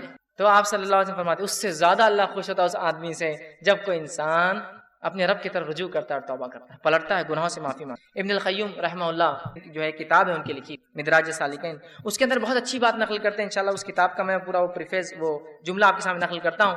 وہ لکھتے ہیں اور کہتے ہیں توبہ کے بارے میں کہ توبہ ہی دین کی حقیقت ہے. وہ لکھتے ہیں اور کہتے ہیں، فرماتے ہیں، آپ نے فرمایا اور کہا، فرماتے ہیں کہ دین اسلام کی حقیقت، توبہ دین اسلام کی حقیقت ہے اور سارے کام، سارا دین توبہ میں داخل ہے. توبہ اتنی اہم چیز ہے کہ سارے کام اور سارا دین توبہ میں داخل ہے. یہی وجہ ہے کہ توبہ کرنے والا اس بات کا مستحق ہے کہ اللہ تعالیٰ کا وہ دوست قرار دیا جاتا ہے، کیونکہ اللہ تعالیٰ توبہ کرنے والوں اور پاک صاف رہنے والوں کو دوست رکھتا ہے. کہ تو اللہ جس سے محبت کرتا ہے مطلب وہ اللہ کا دوست ہے نا. توبہ کرنے والوں سے اللہ محبت کرتا ہے تو اللہ کے دوست ہے. اس کا مطلب توبہ دین کا بہت اہم حصہ، بلکہ وہ کہتے ہیں بلکہ مکمل دین اسلام مکمل توبہ کے اندر ہے. پھر وہ آگے لکھتے ہیں اللہ تعالیٰ اپنے ان بندوں سے محبت رکھتا ہے جو اس کام کو بجا لائے جس کا اس نے حکم دیا ہے، اور اسے ترک کرے، ان کاموں کو چھوڑ دیں جس سے اس نے منع فرمایا ہے. تو گویا توبہ کا مفہوم یہ ہے کہ جن کاموں کو اللہ تعالیٰ نے ظاہری اور باطنی طور پر ناپسند فرمایا ہے، فرماتا ہے انسان ان سے رجوع کرے، توبہ کرتے ہوئے ایسے کاموں کو اختیار کرے جنہیں اللہ تعالیٰ ظاہری اور باطنی مطلب اوپنلی اور کلوزلی، چھپا ہوا سیکرٹلی اس کو پسند کرتا ہے. فرماتا ہے اس اعتبار سے توبہ ایک جامع لفظ ہے اور اسلام، ایمان اور احسان اس توبہ میں مکمل طور سے داخل ہے، اور یہ تمام مقامات کا احاطہ کیے ہوئے. اسی لیے یہ ہر مومن کے مقصود کی ابتدا بھی ہے کہ وہ توبہ کرے، اور انتہا بھی ہے، خاتمہ بھی اسی پر ہو کہ وہ توبہ کرے. اسی مقصود کی خاطر مخلوق کو جود بخشا گیا، اور توحید اسی کا ایک جز ہے، بلکہ عظیم جز ہے. پھر آگے لکھتے ہیں اکثر لوگ توبہ کی قدر و منزلت اور اس کی حقیقت سے آگاہ نہیں ہوتے. علم اور عمل اور حال کے اعتبار سے توبہ کرنا تو بہت دور کی بات ہے. اللہ تعالیٰ توبہ کرنے والوں سے اسی لیے محبت رکھتا ہے کہ ساری مخلوق میں وہی ہے جو اس کے خاص بندے ہیں.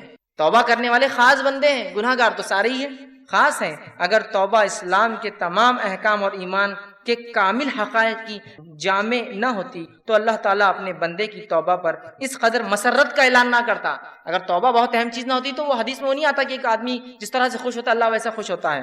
اعلان اظہار نہ فرماتا، تمام مقامات وہ احوال جن کے بارے میں لوگ گفتگو کرتے ہیں وہ سب توبہ ہی کی تفصیلات اور اس کی آثار اور اسی کے نتائج ہیں۔ تو توبہ کے بارے میں کتنی پیاری بات لکھتے ہیں کہ ہر چیز کا تعلق کہتے دین اور اسلام کا توبہ سے ہے۔ اب آئیے توبہ کی کنڈیشنز کیا ہیں، شرائط۔ توبہ کے کنڈیشنز رکھنے سے پہلے ایک چیز کی وضاحت اور کلیریفیکیشن دینا چاہتا ہوں ایک مثال کے ذریعے۔ سمجھ لیجیے آپ اکاؤنٹس کیپنگ کرتے، اکاؤنٹنٹ ہے، یا آپ ایسا کام کرتے جہاں آپ کو لکھنا خط و کتابت کا کام ہوتا ہے، رائٹنگ ورک ہوتا ہے۔ اب ہوتا یوں ہے کہ جب قلم یا پین غلط چل جاتا ہے تو بہت مشکل ہوتی ہے اس کو مٹانا، ہے نا، کٹ کرنا پڑتا ہے۔ اب ہو یوں کہ کوئی یہ کہے کہ دیکھو یہ جب لکھو تو اس پہ غلطیاں مت کرو، اور غلطی ہو تو میں ناراض ہوں گا، اور جب آپ لکھتے تو غلطی ہو جاتی تو آپ سوچتے کاش کہ کوئی ایک ایسی چیز ہوتی جس کے ذریعے میں کیا کروں جو غلطیاں ہو رہی اس کو مٹا دوں۔ تو سمجھ لیجیے آپ میرے پاس ہی کام کر رہے تھے یا میں آپ کے پاس کام کر رہا ہوں، میں نے آپ کو ایک ربر لا کے دیا، اریزر، کہ دیکھیے اگر غلطی ہو جائے تو اس سے کیا کرنا ہے، اس اریزر ربر سے اس غلطی کو مٹا دینا تاکہ اکاؤنٹس اچھے دکھے، خراب نہ ہو کتاب۔ سمجھ رہے بات؟ اب جب میں نے آپ کو دے کر چلا گیا تو آپ اس غلطی کو کچھ دن مٹاتے رہے، بعد میں آپ کے دماغ میں ایک نئی چیز آئی، ربر جو دیا گیا وہ غلطی کو مٹانے کے لیے دیا گیا، تو آپ نے کیا شروع کیا معلوم، پھر کاغذ پہ چھرے مارے اور مٹاتے جا رہے اسے، چھرے مارے اور مٹاتے جا رہے اسے، اس لیے کہ ربر ہے نا اپنے پاس، تو چھرے ماریں گے مٹا لیں گے۔ تو ہم کو اللہ رب العزت نے ہماری فطرت میں چونکہ خطا ہے، غلطیاں کرنا ہے، ان غلطیوں کے اصلاح اور حل کے لیے، ان غلطیوں کی معافی کے لیے توبہ دی۔ تو ہم نے توبہ کو کیا سمجھ لیا کہ توبہ اس لیے دیا گیا کہ نئے گناہ کرنا ہے ہم کو، توبہ اس لیے دیا گیا کہ نئے گناہ کرنا ہے ہم کو، توبہ اس لیے دیا گیا تھا کہ جو گناہ ہو جاتے ہیں ان کی معافی ہوتی ہے۔ یہ بات میں اس لیے کہہ رہا ہوں کہ بہت سارے لوگ گناہوں کو اس لیے کرتے ہیں کہ وہ توبہ کرتے ہیں۔ ایک صاحب مجھے کہنے لگے دیکھیے میرا معاملہ ایسا ہے، میں نے فجر پڑھ کے آ جاتا، میں فجر پڑھ کے آنے کے بعد یہ کرتا وہ کرتا فلاں کرتا، بزنس میں جھوٹ بولتا فلاں سب کرتا، پھر الحمدللہ میں استغفار وہ کرتا اور ظہر پڑھ لیتا تو میرے پورے گناہ معاف۔ پھر اس کے بعد میں ظہر پڑھ کے آتا، پھر یہ کرتا وہ کرتا یہ کرتا یہ فلاں کرتا یہ فلاں کرتا اور یہ سب ہوتا۔ اس کے بعد کیا کرتا ہوں، بولے عصر پڑھتا ہوں، استغفار کرتا ہوں، اللہ سے گناہ معاف۔ پھر شام ہوتی ہے میں گھر آتا ہوں، ٹی وی پکچر دیکھتا ہوں، یہ کرتا ہوں، گانے سنتا ہوں، کرتا ہوں، سونے سے پہلے توبہ کر لیتا ہوں، گناہ معاف۔ پھر صبح اٹھتا ہوں، پھر نئے گناہ کرتا ہوں تو بس توبہ، بس بولے میں نے اختیار کر لیا، گناہ کر رہا ہوں اور معافی مانگ لیتا ہوں فوراً، الحمدللہ بولے میرے گناہ جبھی معاف ہو جاتے ہیں۔ کیا توبہ اس لیے دی گئی تھی کہ آپ گناہ کرتے جائے اور معافی مانگتے جائے، گناہ کرتے جائے اور معافی مانگتے جائے؟ توبہ کا معنی کیا ہے، اس کے شرائط میں چھپا ہے۔ توبہ کسے کہتے ہیں بھائی، کنڈیشنز دیکھ لیجیے، ورنہ وہ غلط فہمی لوگ ہوتے ہیں۔ ایک واقعہ میں نے پہلے بھی سنایا تھا کہ ایک صاحب ایک مرتبہ حج کو جا کے آئے، وہ ایک سنستھا سوسائٹی چلاتے تھے۔ آنے کے بعد کچھ لوگوں سے انہیں ایڈوانس پیسے لے رکھے تھے کہ یہ نوکری دوں گا، اوپین کی نوکری دوں گا، ٹیچر کی نوکری دوں گا۔ اب جب واپس آئے تو لوگوں نے کہا بھائی بہت، اب تم جانے لگے حج کو کہ بھائی بہت وہ ہو گیا، آپ حج کو جا رہے ہیں تو ہمارے پیسے واپس کر دیجیے۔ تو کہا آئے بات دیں گے نا۔ جب حج سے آ گئے تو کہا کہ بھائی آپ پیسے دے دیجیے، آپ نوکری تو نہیں دے رہے، تو ہمارے پچھلے گناہ تو پورے معاف ہو گئے۔ سمجھ رہے آپ؟ اور پھر اللہ ان پر رحم کرے، انہوں نے پیسے نہیں لوٹائے ان کے، کہا حج ہو گیا ہمارا۔ اور مفتی صاحب نے بول دی تھی حج ہوا تو پچھلے گناہ معاف ہوتے ہیں۔ ارے بد اخلوں، مفتی صاحب نے جو کہا تھا گناہ معاف ہوتے تو اس کا مطلب یہ تھوڑی ہے کہ تم نئے گناہ کرو حج کے بعد آ کر۔ وہ تو ان لوگوں کے جو سچی توبہ کے ساتھ گئے تھے اپنے رب کے پاس، رجوع کیا، ان کی معافی۔ اور بندوں کے حق تو معاف ہی نہیں ہوتے ہیں، یاد رکھیے، حج سے بھی معاف نہیں ہوتے ہیں، یاد رکھ لیجیے بات۔ آپ صلی اللہ علیہ وسلم حدیث سے فرمایا کوئی شخص شہید ہو جائے پھر زندہ کیا جائے، پھر شہید ہو جائے پھر زندہ کیا جائے، پھر شہید ہو جائے پھر زندہ کیا جائے، لیکن قرض باقی ہو تو مغفرت نہیں ہوتی۔ کیا چاہیے آپ کو؟ قرض باقی ہو تو مغفرت، شہید کو بھی نہیں ہے تو دوسروں کا تو چھوڑ دیجیے۔ تو آئیے اس کی شرائط، کنڈیشن بہت امپورٹنٹ ہے۔ توبہ کے فضائل، فائدے پتہ چل گئے، کنڈیشن نہ پتہ چلے تو انسان کو لگے گا گناہ کرنے کے لیے تو توبہ ہے، نہیں، گناہ ہو جائے تو توبہ ہے۔ آئیے سنیے کنڈیشنز۔ توبہ کی شرائط جو ہے وہ یہ ہے، علامہ راغب اصفہانی اور امام نووی رحمہ اللہ توبہ کی شرائط لکھتے اور کہتے ہیں جو ہے برے کام کو اس کے گناہوں کی وجہ سے ترک کرنا۔ توبہ سے پہلے انسان جو برے کام کو چھوڑتا ہے، کیوں چھوڑتا ہے، اس کی نیت کیا ہو؟ توبہ کے لیے نیت یہ ہو انسان کی کہ برے کاموں کو اس کی قباحت، برائی کی وجہ سے چھوڑنا۔ بہت سے لوگ برے کاموں کو چھوڑتے ہیں لیکن اس کی برائی کی وجہ سے نہیں۔ کیوں چھوڑتے ہیں؟ اب میں شرابی ہوں، میں شراب اس لیے اب نہیں پی رہا ہوں کہ اس لیے کہ اب بیٹی بڑی ہوگی رشتے نہیں آئیں گے نا، تو میں نے شراب اس لیے نہیں چھوڑی کہ شراب پینا حرام ہے، میں نے شراب اس لیے چھوڑی کہ بیٹی کے رشتے کا معاملہ ہے۔ تو وہ لکھتے ہیں کہ گناہ کو اس لیے ترک کرنا ان کی قباحت کی وجہ سے، دنیا مفاد اور فائدوں کے لیے نہیں، ان کی برائی کی وجہ سے کہ اللہ بہت میں گناہ میں۔ تو توبہ کے لیے یاد رکھیے، توبہ جو ہم کریں گے تو گناہوں کو ہم اس لیے چھوڑیں گے کہ ان کی قباحت کی وجہ سے۔ اب کنڈیشن رکھ رہا ہوں، فرسٹ پہلی کنڈیشن، گناہوں کو ہم چھوڑیں گے جس سے ہم توبہ کرتے ہیں، مطلب اس گناہ کو ہم چھوڑ دیں گے جس سے ہم توبہ کرتے ہیں، پہلی شرط۔ دوسری شرط وہ یہ ہے اس گناہ پر ندامت ہم کریں گے، نادم ہوں گے۔ پہلا ہم اس گناہ کو چھوڑ دیں گے جس کے بارے میں ہم توبہ کر رہے ہیں، اس گناہ پر ہم نادم ہوں گے جس گناہ کو ہم نے کیا تھا، اور تیسری شرط یہ ہے کہ جو ہے یہ پختہ ارادہ کریں گے کہ اگلی بار وہ گناہ نہ ہو. یہ 3 کنڈیشن ہوں گے تو توبہ قابل قبول ہے. تو وہ شخص حج کو جا کے آیا اس نیت سے کہ اگلے گناہ کروں گا، تو کیا اس کی توبہ قبول ہوئی؟ نہیں، وہ فیل گیا. اس لیے کہ توبہ کی پہلی شرط کہ گناہ کو چھوڑے. اس نے تو گناہ کرنے کے لیے توبہ کی. نادم ہو، وہ نادم کہا تھا، اس نے تو نئے گناہ کے لیے یہ کام کیا. اور تیسرا فرمایا پھر دوبارہ وہ گناہ نہ کرے. تو یہاں تو ہم تو توبہ کو سمجھ رہے گناہ نئے کرنے کا راستہ ہے. تو پہلا انسان گناہ کو چھوڑ دے، دل میں نادم ہو، اور تیسرا دوبارہ وہ گناہ نہ کرے، تو پھر اللہ رب العزت کو ضرور توبہ قبول کرنا پائیں گا. اس لیے کنڈیشن ہے توبہ کے ساتھ. چوتھی ایک اور کنڈیشن ہے توبہ میں یاد رکھیے. یہ تو اللہ کے معاملے میں 3 کنڈیشن، بندوں کے معاملے میں 4تھ کنڈیشن آ کر اٹیچ ہو جاتی ہے. وہ کیا ہے؟ بندے کا حق لیا تھا، مارا تھا، تو حق لوٹائے اور معافی مانگے. حق لوٹائے اور معافی مانگے. بہت سے لوگ کیا کرتے ہیں، ہاں توبہ کی 4 شرائط سمجھ میں آ گئے. پہلے تو گناہ کو چھوڑ دینا، میں نے ایک کی زمین لی تھی، اب میں کسی کی زمین نہیں ماروں گا. دوسرا کہ جو ہے اس کو نادم ہونا، میں دل میں بہت نادم ہوں کہ ان کے پلاٹ، ان کے گھر پہ میں قبضہ کر کے بیٹھ گیا، بہت نادم ہوں. تیسرا دوبارہ نہیں کرنا اس گناہ کو، تو اب دوبارہ ان کا کوئی گھر میں نہیں لوٹوں گا. چوتھا بھائی مجھے معاف کر دو، تمہارا گھر میں نے لیا. معاف کر دیا میں نے، گھر خالی کرو. نہیں، خالی کا معافی ہوگی نا، معافی مانگ لیا نا میں نے آپ سے. بندے کا معاملہ آئے گا تو 2 چیزیں کرنا ہے، اس سے معافی بھی مانگنا ہے اور چیز بھی لوٹانا ہے. نہیں تو معافی مانگ لیا، بھائی میں نے آپ نے موبائل چرایا تھا، معاف کر دینا مجھے، میں آپ کے گھر میں بس گیا تھا، مجھے بہت پشیمانی ہوئی، بہت غلطی ہوئی، اگلا کوئی گھر نہیں لوٹوں گا آپ کا، میں اب میں وہ ہو گیا، اب بس معاف کر دو مجھے. نہیں، آپ بندے سے معافی بھی مانگیں گے، چیز واپس لوٹائیں گے. اب کچھ لوگ سوال کرتے ہیں اب دادا نے کسی کی زمین مار کے رکھی. میں زمین کا ایگزامپل کیوں دے رہا معلوم ہے؟ اس لیے کہ حدیث میں زمین کی جو وعید آئی ہے نا، آپ اس کا اندازہ نہیں لگا سکتے کسی کی زمین مارنے کی کیا وعید. آپ نے فرمایا جو 1 بالش زمین کسی کی دنیا میں مارے گا، 1 بالش مطلب اپروکسیمیٹلی 1 ہاتھ 9 انچ to 10 انچ ہوتا ہے، 9 سے 10 انچ. 1 بالش جو زمین مارے گا، اللہ اس بالش کے برابر 7 زمینوں کا توق اس کے گلے میں ڈالیں گا روز قیامت. صرف 1 بالش. ہم تو کسی گھر میں کرائے سے رہ گئے اور گھر ہی مار لیا اس کا. کتنے بالش کا گھر ہے، اتنی زمین، 7 زمین، 7 ارتھ، اتنا وزن اس کے گلے میں ڈالا جائے گا. توق کہتے ہیں کوئی گلے کی گردن کے اطراف چیز. کیا عظیم گناہ، اندازہ لگا سکتا کیا عظیم. اس لیے حدیث کا میں نے خیر ایگزامپل دیا.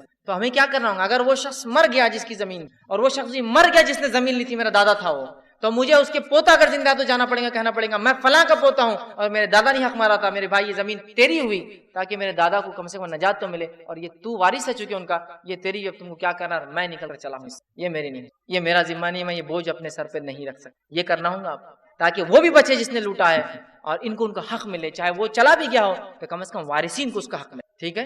تو اگر کوئی بندوں کا حق تھا تو بندوں سے پہلے معافی کہ میرے بھائی غلطی ہوئی، اور معافی کے بعد چیز کا واپس. ہاں لیکن کچھ بندوں سے معافی یہ بھی ہو سکتی ہے چیز لوٹانا نہیں. جیسا کسی کو آپ نے برا کہہ دیا تو اس میں تو صرف معافی کافی ہے، چونکہ کوئی چیز نہیں لی نا. لیکن کسی سے ادھار لیا تھا، آپ کہہ رہے بھائی مجھے آج پتا چل گیا معاف کر دے، تو معاف نہیں، پیسے دے کے معافی مانگنا پڑیں گی اس سے. وہ تو ویسے ہی بول رہا ہے کہ یار جان دو صدقہ کیا بلکہ چھوڑ دیا، نہیں، آپ کو کہنا پڑے گا نہیں یہ پیسے واپس، اور میں آپ سے معافی جو کچھ ہو سکتا ہے میں آپ کے لیے کروں گا، آپ مجھے مانگی اس سے معافی یاد رکھیں. تو چوتھی شرط اس پہ اٹیچ ہو جاتی ہے آ کر. اگر بندوں کا معاملہ، تو اللہ کے معاملے میں 3 شرائط ہوتی ہے. اب آئیے توبہ کب تک کی جا سکتی ہے؟ صحیح مسلم کی روایت ہے، آپ صلی اللہ علیہ وسلم فرماتے ہیں جو شخص سورج کے مغرب سے طلوع ہونے سے پہلے، مغرب میں سورج ڈوبتا ہے نا، مغرب میں سورج طلوع ہونے سے پہلے تک توبہ کرتا ہے تو اللہ توبہ قبول کر لے گا، کیونکہ قیامت کی بڑی علامت ہے. دوسری حدیث فرمایا جو جامع ترمذی کی روایت، آپ نے فرمایا کہا بے شک اللہ بندے کی توبہ اس وقت قبول کرتا ہے، قبول فرماتا ہے جب تک کہ غرغراہٹ کی آواز گلے سے شروع نہ ہو. موت سے پہلے ایک آواز آتی ہے انسان کے گلے سے نزا کی حالت میں، تب تک توبہ قبول. اس لیے کہ ایک آدمی کی موت اس کی قیامت ہو جاتی ہے، اور یا تو قیامت کی کوئی بڑی علامت ہے. تو توبہ کب تک کی جا سکتی ہے؟ موت تک کی. تو قیامت کی بڑی علامت ایک الگ چیز، موت تک. اور کوئی یہ نہ سوچے کہ ابھی تو بہت ٹائم باقی ہے تو مرنے سے پہلے کیا کریں گے توبہ. بہت سے لوگ ایسے عقیدے کہ میں نے دیکھا ہے کہ کہتے ہیں مرنے سے پہلے توبہ کر لیں گے، مرنے سے پہلے فلاں کام کر لیں گے، اللہ سے معافی مانگ لیں گے نا. کیا کوئی جانتا ہے ہم کس کی موت کب آئیں گی؟ کوئی لکھ کر دے سکتا ہے بانڈ پیپر پہ کہ ہاں میری موت تو ابھی بہرحال 20 سال بعد تو میں رہوں گا ہی، تب آ جانا؟ کر سکتا ہے کوئی؟ نہیں کر سکتا نا موت کے تعلق سے. نبی اکرم صلی اللہ علیہ وسلم کے زمانے میں ایک خاتون آئی کہ اللہ کے رسول صلی اللہ علیہ وسلم مجھے فلاں کوئی چیز کی حاجت ہے. تو آپ نے کہا ٹھیک ہے مجھ سے آ کے لے لینا جب ضرورت پڑے. تو کہا آپ کو اگر نہ پاؤں تو، مطلب آپ دنیا سے چلے جائیں، انتقال کر جائے تو کہا ابو بکر سے لے لینا. تو کہا ابو بکر کو نہ پاؤں تو کہا پھر عمر سے لے لینا. حدیث میں ایک تو پتا چل رہا ہے کہ اللہ کے رسول کے بعد کوئی ذات دنیا تو ابو بکر، اور ان کے بعد کوئی ہے تو عمر، یہ بھی پتا چل گیا. اور دوسرا یہ کہ انسان کبھی بھی دنیا جا سکتا ہے. اس خاتون کو ہوا کہ آپ وعدہ تو کر رہے ہیں، کون پورا کریں گا؟ تو کہا میرے بعد، مطلب آپ کا ذمہ دار، آپ کا خلیفہ کون بنے گا؟ حدیث میں یہ بھی اس کا اشارہ ہے، ابو بکر بنے گا تو ابو بکر سے آ کے لے لینا، اس کے بعد عمر بنے گا، عمر سے آ کے لے لینا. ٹھیک ہے. اور اس سے ایک بات یہ بھی پتا چلی کہ جو ذمہ دار ہوتا ہے، وارث نہیں، مطلب مثال کے طور وارث کی تو میں نے اگزامپل دیا نا، بیٹے نے دادا نے لوٹی تھی، لیکن ذمہ دار ہوتا ہے. کبھی کوئی آرگنائزیشن ہے جس کی زمین کھا کر بیٹھے تھے ہم، جس کا پیسہ لے بیٹھے تھے، تو آرگنائزیشن میں تو اس کے پریزیڈنٹ چینج ہوتے رہیں گے، جو بھی وقت کریں گے اس کو دینا پڑے گا. کیونکہ یہاں کیا پوچھا، آپ کو نہ پاؤں تو ابوبکر ذمہ دار ہوں گے تو ابوبکر سے لے لینا، ان کو نہ پاؤں تو عمر ہوں گا پھر عمر سے لے لینا. سمجھ رہے بات؟ تو یہ ضروری ہے، یاد رکھیے کہ ہم موت سے پہلے توبہ کر لیں. موت کب آئیں گے نہیں جانتے ہیں، توبہ کیجیے، اور بندوں کے حق ہو تو پہلے کیجیے بھائی میرے، اس لیے کہ اللہ کے حق کے تعلق سے پھر بھی امید ہے کہ اللہ معاف کریں گے، لیکن بندے تو معاف نہیں کریں گے. روز قیامت وہ شخص مفلس ہوں گا جو دنیا میں حق مار کے آئیں گے بندوں کا اور توبہ نہ کی اور ان سے معافی نہ مانگی. آئیے اسی طرح جو ہے اللہ ہمارے کسی بھی گناہ کو معاف کرتا ہے کنڈیشن کے ساتھ، شرائط کے مطابق. وہ جو کنڈیشن میں نے 3 اور 4 رکھی ہے اس کے مطابق سچی توبہ ہو تو اللہ ہر گناہ کو معاف کر لیتا ہے.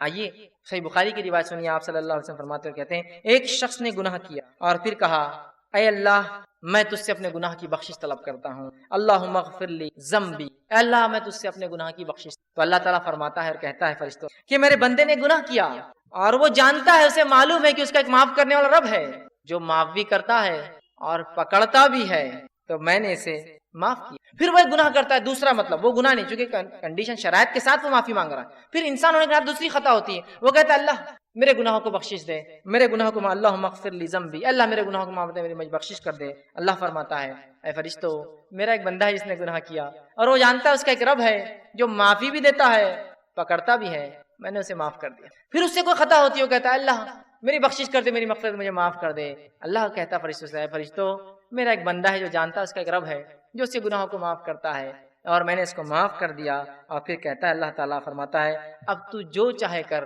میں نے تجھے معاف کر. اس لیے کہ وہ بندہ یہ غلطی کر رہا ہے لیکن فوراً شرائط کے بنیاد پر ایسی توبہ کرا جو سچی ہے تو اللہ اس کے وہ گناہ کو معاف کر. پھر دوسری اس سے خطا ہو رہی ہے کوئی دوسرے معاملے میں، انسان ہے ہوتا ہی ہے، پھر وہ معافی مانگ رہا اپنے رب سے، اللہ پھر معاف کر رہا ہے. پھر اس سے تیسری خطا ہو رہی ہے، وہ پھر سچی توبہ کر رہا ہے اور وہ گناہ دوبارہ نہیں دہرا رہا ہے، اللہ معاف کر رہا ہے اور کہہ رہا ہے میرا بندہ مجھ سے معافی مانگتا ہے اور اسے پتا ہے اس کا ایک رب ہے جو اسے معاف کرتا ہے، جا میں نے تجھے معاف کر دیا. سچی توبہ کا فائدہ ہے.